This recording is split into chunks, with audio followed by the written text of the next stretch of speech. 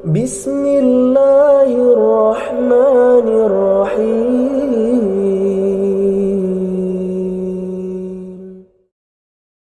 نستعينه ونستغفره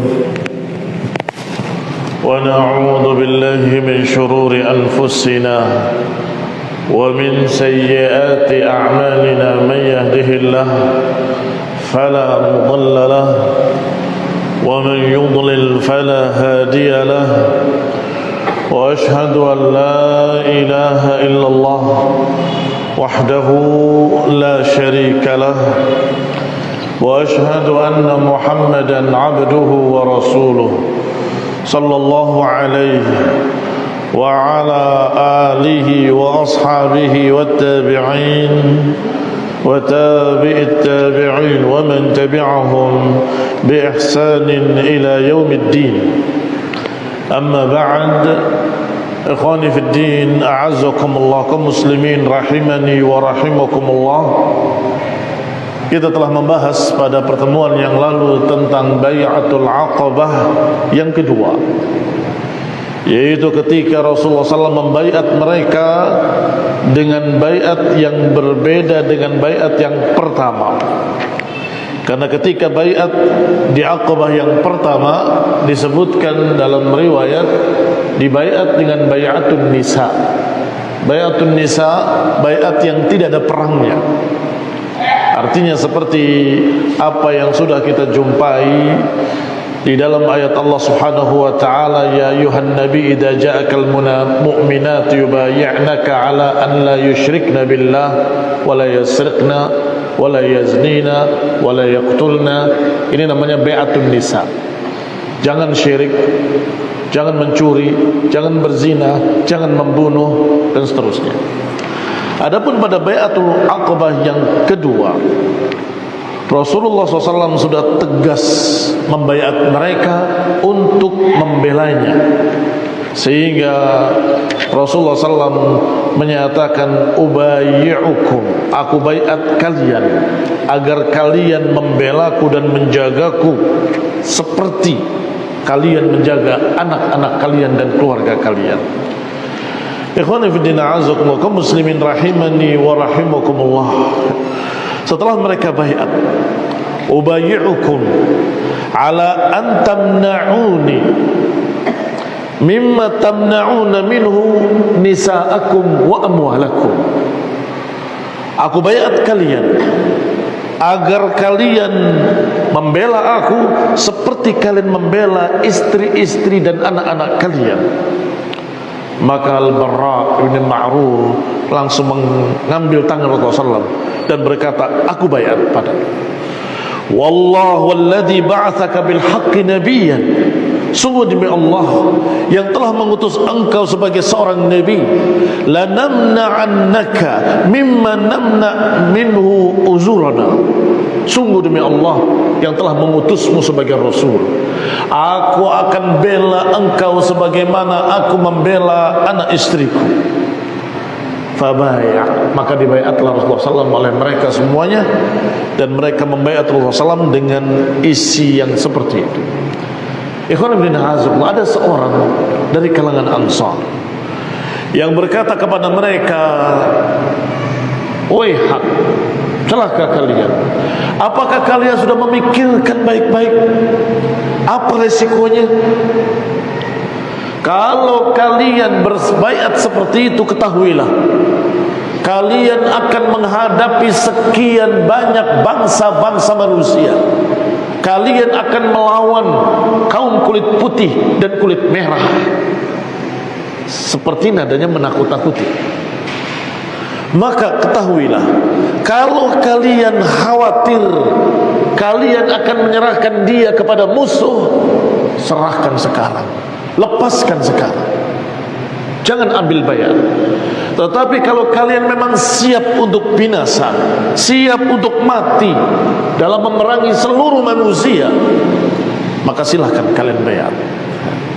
Ucapan seorang sahabat tadi menjadi pembicaraan mereka. Ini jadi pembicaraan ahli tarikh, ahli sejarah. Adapun para sahabat waktu itu menjawab dengan tegas, kami siap mengorbankan diri-diri kami, bahkan keluarga kami, untuk membela Rasulullah. Para pakar-pakar sejarah berkata, maksudnya orang ini menggembosi atau memberi semangat. Sebagian berkata sepertinya dia ingin menggembosi tapi tidak berhasil. Kata yang lain tidak, sesungguhnya dia ingin kaum Ansar, kaum dia, kalau memang ingin berbaiat, bersumpah, harus sungguh-sungguh, jangan main-main. Artinya ngetes kejujuran mereka. Kalian siap untuk berperang dengan bangsa kulit putih dan bangsa kulit merah? Subhanallah, itu terjadi semuanya. Kaum muslimin bukan hanya menghadapi musyrikin Quraisy, ternyata menghadapi Romawi, Persia, melawan juga orang-orang kafir di Mesir, di Afrika. Masya Allah, kulit hitam, kulit merah, kulit putih, semuanya dihadapi oleh kaum muslimin. Ikhwan ibn a'azakumullah, tetapi mereka para sahabat yang mulia, ala bai'atihim, mereka tetap kokoh di atas baiat mereka, karena mereka memang orang-orang pilihan. Jangan dikira mereka menjadi sahabat Rasulullah SAW itu tidak sengaja dan kebetulan. Bukan kebetulan, bukan tidak sengaja, tetapi Allah Subhanahu wa ta'ala memang memilih orang-orang yang istimewa sebagai sahabat-sahabat Rasulullah SAW. Sebagaimana diucapkan oleh seorang sahabat yang mulia, Abdullah bin Mas'ud radhiyallahu ta'ala anhu. Kata Abdullah bin Mas'ud radhiyallahu ta'ala anhu, innallaha nadhara ila qulubil ibad. Sesungguhnya Allah melihat hati-hati para hamba. Fara'a qalba Muhammadin afdalu qulubil ibad. Ternyata didapati hati Nabi Muhammad SAW adalah sebaik-baik hati manusia seluruhnya. Fakhtarahu li nafsihi, maka Allah pilih untuk dirinya dan Allah jadikan sebagai rasulnya, utusannya. Thumma nadhara ila qulubil ibad, kemudian Allah melihat lagi hati-hati para hamba. Fanadhara quluba ashabihi, maka Allah melihat hati-hati para sahabat tadi adalah hati-hati yang terbaik dari hati manusia.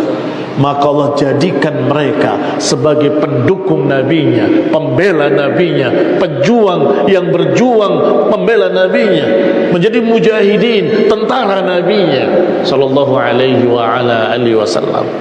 Ini menunjukkan sebagaimana Allah memilih Nabi Muhammad sebagai Rasul sallallahu alaihi wasallam, juga Allah memilih sahabat-sahabatnya, Abu Bakar, Umar, Uthman, Ali, Sa'ad bin Waqqas, Sa'ad bin Ubadah, fulan. Itu Allah yang memilih, Allah yang berikan hidayah fulan. Bukan tidak sengaja, bukan kebetulan. Memang orang-orang pilihan, sehingga Allah setelah itu memujinya dalam Al-Quran dengan sekian kali pujian. Bukan sekali, berkali-kali Allah puji. Allah katakan misalnya, as-sabiqun al-awwalun minal muhajirin wal ansar walladzina tabauhum bi ihsan radhiyallahu anhum wa radu an. Kata Allah, generasi pertama umat ini yaitu para sahabat, minal muhajirin wal ansar, dari kalangan muhajirin dan dari kalangan ansar. Ansar yang sedang kita bahas ini. Radhiyallahu anhum wa radu an, Allah ridha pada mereka dan mereka ridha pada Allah Ta'ala. Jaminan langsung dari Allah bahwa Allah ridha pada mereka. Demikian pula dalam surat Al-Hasyr, Allah sebutkan masing-masing satu ayat. Muhajirin satu ayat, Ansar satu ayat. Muhajirin Allah katakan lil fuqara'il muhajirin alladzina ukhriju min diyarihim wa amwalihim, orang-orang fuqara dari kalangan orang muhajirin yang hijrah, meninggalkan negerinya, meninggalkan hartanya karena Allah Ta'ala. Diakhiri dengan kalimat ulaika humus sadiqun, mereka lah orang-orang yang sadiqun. Kemudian Allah ceritakan tentang Ansar, walladzina tabawwa'ud dar wal iman min qablihim yuhibbuna man hajara ilaihim, dan yang mempersiapkan tempat dan menolong, kaum Ansar yang cinta kepada orang yang hijrah kepadanya dan mementingkan tamu-tamunya daripada diri-diri mereka sendiri. Wa yu'thiruna ala anfusihim walau kana bihim khasasah. Kemudian diakhiri dengan kalimat wa may yuqa syuhha nafsihi, siapa yang bisa menjaga, menahan kebakhilan dirinya, maka merekalah orang-orang al-muflihun. Berarti Allah menamakan muhajirin dengan sadiqun dan menamakan ansar dengan muflihun. Ikhwan fillah azakumullah, masih ada ayat-ayat yang lainnya yang memuji para sahabat, sehingga mereka ini para sahabat radhiyallahu alaihim ajma'in adalah orang-orang pilihan yang memang Allah pilih untuk mendukung nabinya, untuk menjadi pembela nabinya. Sampai mereka berbaiat, ada yang berkata kepada Rasulullah sallallahu alaihi wa ala alihi wasallam, "Ya Rasulullah, inna bainana wa bainar rijali hibalan." Sesungguhnya antara kami dengan orang-orang di negeri kami di Madinah, yaitu Yahudi, kami punya ikatan. Dan sekarang kami putus ikatan itu, karena itu Yahudi kafir. Wa inna qati'uha, dan kami putus hubungan itu. Fahal asaita in nahnu fa'alna dhalik, maka bagaimana pendapatmu kalau setelah aku putuskan hubungan dengan mereka, kemudian engkau meninggalkan kami, wa tada'ana, dan membiarkan kami. Ini khawatir kalau Rasulullah SAW meninggalkan mereka. Fatabassama Rasulullah SAW tersenyum. Senyumnya Rasulullah SAW menunjukkan kalau ucapan mereka itu ucapan wajar. Bagaimana kalau kami sudah berbayat, sudah bersumpah, sudah memutus hubungan dengan orang-orang kafir, tiba-tiba Rasulullah SAW kembali ke kaumnya, maka dia akan menjadi bulan-bulanan di tengah-tengah Yahudi. Ikhwan fillah azakumullah, maka itu kewajaran. Sehingga Rasulullah SAW hanya tersenyum dan meyakinkan kepada mereka bahwa beliau akan setia dengan baiat ini. Dan Nabi berkata, balid damid dam wal hadmul hadm, darah dengan darah dan hadm dengan hadm. Memang sebagian penterjemah menerjemahkannya dengan kebinasaan. Al-hadm memang maknanya salah satunya kebinasaan. Artinya binasa, kita binasa bersama. Artinya kita akan bela, saling membela apapun yang terjadi. Tetapi al-hadm, barakallahu fikum, kalau disukunkan di huruf dal, al-hadmu, maka maknanya adalah tertumpahnya darah. Maknanya ai in talaba damukum faqad talaba dami. Maka makna al-hadm, al-hadm, kalau mereka menuntut darahmu, darah kalian, maka itu sama dengan menuntut darahku juga. Wa in ahdara damakum, kalau mereka berani menumpahkan darahmu, berarti itu sama dengan menumpahkan darahku. Itu makna al-hadm. Wal hadam, dengan diharakati dalnya dengan fathah, tadi hadmu, sekarang hadam. Sedangkan hadam dengan ha besar adalah al-qabr wal manzil, tempat dan kuburan. Artinya maknanya adalah bahwa aku bertempat bersama kalian, tinggal di tempat kalian, dan aku dikubur di tempat kalian. Karena itulah Rasulullah SAW, walaupun Mekah sudah dibuka, walaupun kota Mekah sudah dibuka, Fathu Mekah, kaum muslimin sudah berduyun-duyun masuk Islam, Rasulullah SAW tidak kembali ke Mekah. Beliau kembali ke Madinah. Mengapa? Karena sumpah dalam baiat yang sedang kita bahas. Jangan anggap remeh baiat ini. Baiat ini menunjukkan kesatuan antara Rasulullah SAW dengan kaum Ansar tadi, sampai urusan masalah darah seperti satu suku. Kalau ada yang ditumpahkan darah kalian, itu berarti tumpahkan darah kami. Kalau ada yang menuntut darah kalian, berarti menuntut darah kami. Juga bermakna bahwa kalau ada yang menumpahkan darah kalian, berarti darah kami pun tertumpah dan kami harus membela. Yang kedua, kami pun akan tinggal bersama kalian seperti salah satu dari kaum kalian. Kami tinggal di tempat kalian dan kami dikubur di tempat kalian. Sampai hari ini kuburan Rasulullah SAW di Madinah. Padahal beliau orang Mekah, lahir di Mekah, bangsa Quraisy, dan Quraisy itu di Mekah. Tapi beliau dikubur di Madinah bersama kaum Ansar. Ikhwan ibn a'azakumullah, kaum muslimin rahimani wa rahimakumullah. Inilah jawaban beliau kepada mereka. Balid damid dam wal hadmul hadam, ana minkum wa antum minni. Aku salah satu dari kalian dan kalian adalah golonganku. Uharib man harabakum, kami akan perangi siapa-siapa yang memerangi kalian.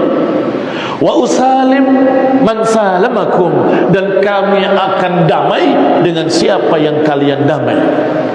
Kalau kaum Ansar berperang dengan satu kaum, kami akan berperang bersama kalian. Kalau kalian damai, kami akan damai bersama kalian. Wa qad kana qad qala Rasulullah SAW, maka Rasulullah SAW pun memerintahkan mereka untuk mengeluarkan pemimpin-pemimpinnya.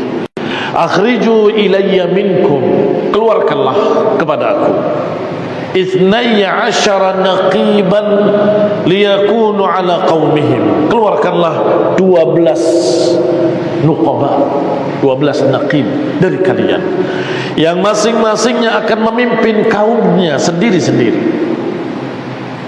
Fa akhraju minhum, maka mereka pun mengeluarkan 12 orang. Satu suku akan berdiskusi, suku yang masuk Islam, artinya yang masuk Islam dari suku tersebut berdiskusi, fulan, kamu jadi naqib kami. Maka keluarlah tis'atan minal Khazraj, 9 dari kalangan Khazraj dan 3 orang dari kalangan Aus, 12 orang. 9 dari kalangan suku Khazraj dan 3 orang dari suku Aus. Disebutkan nama-namanya secara rinci. Amma nuqaba Khazraj, adapun nuqaba dari kalangan Khazraj, As'ad ibn Zurarah, wa Sa'ad ibn Rabi', wa Abdullah ibn Rawahah, wa Rafi' ibn Malik, wal Barra ibn Ma'rur, wa Abdullah ibn Amr ibn Haram, wa Ubadah ibn Samit. Disebutkan 7 diantaranya. Adapun dari kalangan Aus, Usaid ibn Hudayr, wa Sa'ad ibn Khaythamah, wa Rifa'ah ibn Mundir. Demikian dikatakan oleh Ibn Hisham rahimahullah di dalam sirahnya. Wa ahlul ilmi ya'udduna fihim Abul Haytham ibn Tayhan wa la ya'udduna Rifa'ah. Beberapa pakar-pakar sejarah justru memasukkan Abul Haytham ibn Tayhan dan tidak memasukkan Rifa'ah. Wallahu ta'ala a'lam. Wa kana awwal man daraba ala yadi Rasulullah sallallahu al-Barra ibn Ma'rur, dan orang pertama yang membaiat tangan Rasulullah sallallahu adalah al-Barra ibn Ma'rur. Thumma baya'a ba'dul qaum, setelah itu maka kaum semuanya membaiat Rasulullah sallallahu alaihi wa ala alihi wasallam. Falamma bayya'na Rasulullah sallallahu alaihi wasallam sarraha syaitan. Ketika terjadi baiat itu dengan sungguh-sungguh, dengan serius, maka syaitan menjerit dengan suara yang keras. Min ra'sil aqabah, dari puncak bukit Aqabah, bi anfadi sautin, dengan suara yang sangat keras. Sungguh, kata Ka'ab ibn Malik, tidak pernah aku mendengar suara lebih keras dari itu, sehingga semua orang-orang yang di kemah-kemah semuanya mendengarkan suara itu. Kalimatnya, ya ahlal jabajib, hal lakum fi mudammam was-subah ma'ah qad ijtama'u ala harbikum. Syaitan itu berkata, ya ahlal jabajib, wahai penduduk Jabajib. Jabajib adalah tempat yang mereka singgahi di sana, di Aqabah, dinamakan juga dengan Jabajib. Wahai orang-orang yang di Jabajib, hal lakum fi mudammam, apakah kalian mau tahu apa yang terjadi pada Mudammam? Astagfirullah. Astagfirullah, sallallahu alaihi wa ala alihi wasallam. Semoga salat dan salam dilimpahkan kepada Rasulullah SAW. Syaitan tadi menjuluki Nabi Muhammad, diplesetkan menjadi mudammam. Kebalikannya Muhammad yang terpuji, mudammam yang tercela. Astagfirullah, astagfirullah. Wassubah ma'ah, dan orang-orang yang keluar dari agama kalian bersamanya. Qad ijtama'u ala harbikum, mereka sudah berkumpul untuk menyerang kalian. Faqala Rasulullah SAW, ketika suara itu terdengar menggema di Bukit Aqabah sampai semua di Arafah, ketika mereka sedang di Mina, ketika mereka sedang wukuf di sana, kata Nabi, hadza azbul Aqabah, hadza ibnu Azyab. Namanya Azab, julukannya Ibnul Azyab, setan yang di sana yang dijuluki dengan nama Azab Aqabah atau Ibnul Azyab. Thumma qala Rasulullah SAW, irfaddu ila rihalikum. Kata Nabi, kembalilah kalian ke kemah-kemah kalian.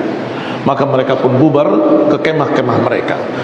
Faqala lahu al-Abbas ibn Ubadah ibn Nadlah. Ketika itu berkatalah Abbas ibn Ubadah ibn Nadlah. Jangan tertukar dengan Abbas ibn Abdul Muttalib, paman Rasulullah SAW. Itu yang berbicara sebelum terjadinya bayat. Kalau kalian mau sungguh-sungguh, silahkan berbaiatlah. Tetapi kalau nggak sungguh-sungguh, kalian akan berkhianat. Lebih baik sekarang kalian lepaskan. Ternyata ada Abbas lain dari kalangan mereka, kalangan Ansar, yang berbicara hampir sama yang tadi sudah kita singgung. Berkata, wallahi alladhi ba'athaka bilhaq, demi Allah yang telah mengutus engkau dengan kebenaran, in syi'ta lanamilanna ala ahli Mina ghadan bi asyafina. Ya Rasulullah, sungguh demi Allah, kalau perlu dan kalau engkau izinkan, besok kita akan serang mereka dengan pedang-pedang kami. Kami tidak takut. Masya Allah, berani, syuja'. Faqala Rasulullah SAW, maka Nabi menjawab, lam nu'mar, kami belum diperintah. Kaum Ansar sudah siap, kapan disuruh untuk menyerang, serang. Tetapi Nabi menjawab, lam nu'mar bidzalik, kami belum diperintah. Walakin irji'u ila rihalikum, tetapi perintahku sekarang, pulanglah kalian ke negeri kalian, ke tempat-tempat kalian. Faraja'na ila madaji'ina, maka kami pun pulang ke kemah-kemah kami dan kami kembali tidur di tempat-tempat tidur kami. Fanimna 'alaiha hatta asbahna, sampai pagi harinya. Falamma asbahna ghadat 'alaina jullut Quraisy, ketika pagi harinya datang kepada kami semua tokoh-tokoh Quraisy karena mendengar suara syaitan tadi. Faqalu, mereka bertanya, ya ma'syaral Khazraj, wahai suku Khazraj, innahu qad balaghana annakum qad ji'tum ila sahibina, al tastakhrijunahu min baini adhurina. Wahai kaum Khazraj, kami mendengar bahwa kalian telah mendatangi orang kami, maksudnya Muhammad SAW, dan kalian telah bertemu dengannya. Tolong keluarkan di antara kalian siapa yang habis bertemu dia. Keluar dari antara kalian yang katanya tubayyi'unahu ala harbina, yang kalian berbaiat dengannya untuk memerangi kami. Wa innahu wallahi ma min hayyin hadha tastakhrijunahu, katakan ma min hayyin minal arab abghadha ilaina min an tanshibal harbu bainana wa bainakum minkum. Kata Quraisy, sungguh demi Allah, tidak ada satu suku pun dari kalangan Arab yang lebih kami benci kalau kami sampai berperang dengannya daripada kalian. Artinya kami sebenarnya nggak ingin berperang dengan kalian.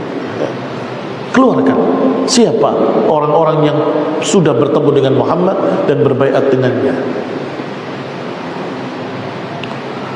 Fanba'atha min hunaka min musyriki qaumina. Tiba-tiba yang menjawab justru musyrikin yang tidak tahu apa-apa.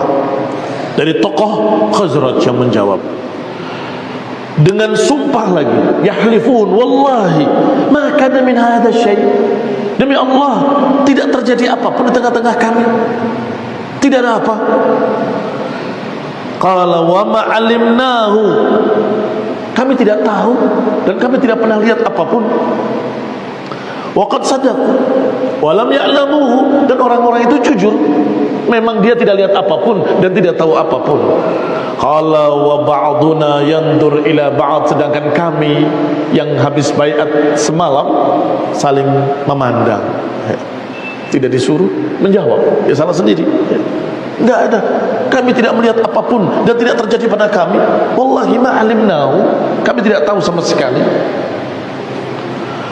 Wa nafar nas min Mina fatanatashal qaum, ketika mereka pulang dari Mina, orang-orang Quraisy kembali meneliti lagi, tidak mungkin berita ini pasti benar. Maka mereka berupaya kembali untuk mencari, dan ternyata benar terjadi. Maka dicegatlah para sahabat dan tertangkap dua sahabat oleh mereka. Yang satu sudah tua, yang satu masih muda. Yang tua ini dilepas, yang tua ini dilepas, yang muda dipukul oleh mereka, disiksa sampai mau mengaku apa yang sudah kalian lakukan semalam dan apa sumpah yang kalian sumpahkan, yang kalian baiatkan kepadanya. Ikhwan fillah azakumullah, sepertinya sudah dekat maghrib. Masalah taufik. Iya, berapa menit lagi? 35, masih 10 menit. Qala fatanatashal qaumul khabar fawajadu qad kan, ketika mereka mencari berita lagi ternyata benar terjadi. Maka dicarilah kaum tersebut, faadraku Sa'ad ibn Ubadah bi'adzakhir, yang tertangkap satunya bernama Sa'ad ibn Ubadah dan Mundir ibn Amr. Kilahuma kana naqiban, kebetulan kedua-duanya naqib, pemimpin kaumnya. Fa ammal Mundir fa'ajazal qaum, adapun Mundir yang lebih tua di antara keduanya. Wa amma Sa'ad fa'akhaduh, adapun Sa'ad yang ditangkap. Farabatu yadayhi ila unuqih, diikat tangannya ke lehernya. Binis'i rahlihi, dengan tali dari kudanya atau dari untanya, ada tali temalinya, dilepas untuk pengikatnya. Tsumma aqbalu bihi hatta adkhalu Makkah, kemudian diseret sampai ke Mekah. Yadribunahu, mereka pukuli dia. Wa yadribunahu bi jummatihi, ditarik rambutnya, diseret rambutnya. Wa kana dha sya'rin katsir, dan dia memang memiliki rambut yang panjang. Dipukuli, diseret rambutnya dan seterusnya. Qala Sa'ad fa wallahi inni la fi aydihim ittala alayya nafarun min Quraisy, sungguh demi Allah aku terus disiksa seperti itu sampai datang beberapa tokoh-tokoh Quraisy. Di antara mereka ada yang wajahnya putih kemerah-merahan, ganteng, abiyad, syamsa', hulwu minar rijal, mukanya seperti muka orang baik. Faqultu fi nafsi, aku katakan pada diriku, in yaku 'inda ahadin minal qaumi khair fa 'inda hadza, kalau ada kebaikan pada mereka, niscaya pada orang ini. Falamma dana minni, ketika sudah mendekat kepadaku, rafa'a yadahu falakamani lakmatan syadidah, ternyata orang itu ketika sudah dekat kepadaku, dia langsung menempeleng aku dengan keras, sekeras-kerasnya. Faqultu fi nafsi, maka aku berkata, wallahi ma indahum min khair, demi Allah tidak ada pada mereka kebaikan sedikit pun. Yang diharapkan baik ternyata tidak baik. Masih ingat siapa yang katanya ganteng, wajahnya putih kemerah-merahan, dari kalangan musyrikin yang jahat? Nah, Abu Jahal, ketika Rasulullah SAW di belakangnya ada orang yang menyatakan jangan percaya padanya, disebutkan dengan riwayat, dalam riwayat sama, wadi'ul wajh, wajahnya bagus, ya, elok, parasnya dan seterusnya. Maka barakallahu fikum, wajah tidak ngaruh. Innallaha la yanzur ila suwarikum wa alwanikum. Allah tidak melihat wajah kalian, Allah tidak melihat warna kulit kalian, walakin yandur ila qulubikum. Allah melihat hati-hati kalian. Tidak mesti kalau orangnya kayaknya baik berarti dia orang yang mukmin shadiq, belum tentu. Demikian pula kalau mukanya sebaliknya jelek, hitam, kasar, sepertinya bengis, bisa jadi dia adalah orang yang baik, saleh, mukmin, taqi. Wallahu taala alam bissawab.